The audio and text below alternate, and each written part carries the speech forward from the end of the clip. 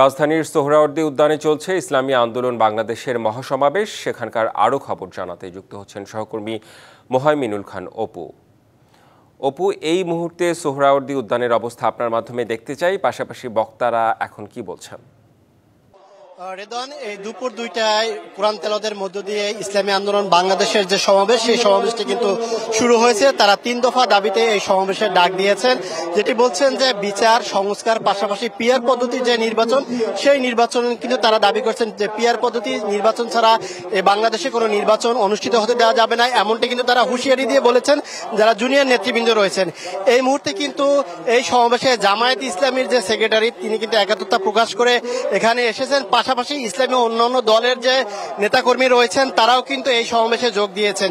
ইসলামী আন্দোলন বাংলাদেশে এখানে শুধু ঢাকা রাজধানীর যে নেতাকর্মী তারা নয়, সারা বাংলাদেশের নেতাকর্মীরাই কিন্তু এই সমাবেশে যোগ দিয়েছেন। সকাল থেকেই তারা কিন্তু এই সমাবেশ স্থলে এসে পৌঁছান এবং দুপুর 2টায় কিন্তু কোরআন তেলাওয়াতের মধ্য দিয়ে এই মূল আনুষ্ঠানিকতা শুরু হয়। এখন কিন্তু হিন্দু মহাজোট নেতা প্রামাণিক তিনি কিন্তু বক্তব্য রাখছেন। এখানে যে মুসলিম নেতৃবৃন্দ যারা রয়েছেন তারা এসেছেন, তারা অন্য ধর্মাবলম্বীদের নেতাকর্মীরাও কিন্তু এসেছেন।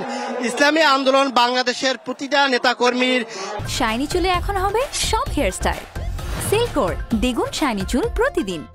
হাতেই কিন্তু তাদের যে পতাকা, সেই পতাকা রয়েছে। পাশাপাশি তারা যে নির্বাচনে যে হাত পাখা প্রতীকে নির্বাচন করে থাকেন, সেই হাত পাখা কিন্তু তারা আজকে এই সমাবেশে নিয়ে এসেছেন। যেহেতু কিছুদিনের ভিতরেই এই নির্বাচনী একটি রোড ম্যাপ দিবেন প্রধান নির্বাচন কমিশনার, এমনটি তারা প্রত্যাশা করছেন। সেই সামনের যে নির্বাচন আসতে যাচ্ছে, সেই নির্বাচনের একটি শোডাউনও কিন্তু ইসলামী আন্দোলন বাংলাদেশ দিচ্ছে, এমনটি কিন্তু আমরা দেখতে পাচ্ছি।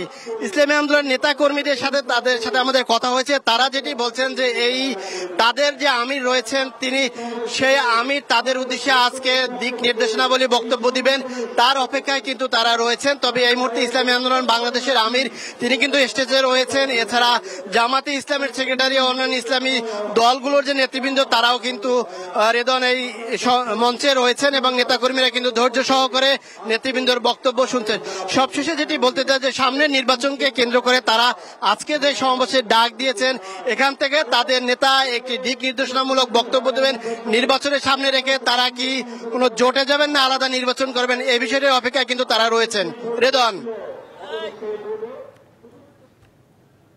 জি, নিশ্চয়ই অপু, সংশ্লিষ্টরা কি বক্তব্য রাখছেন, সবশেষে কি তারা বলেন, কি ঘোষণা দেন, সেটি শুনবো আপনার কাছ থেকে। ধন্যবাদ আপনাকে।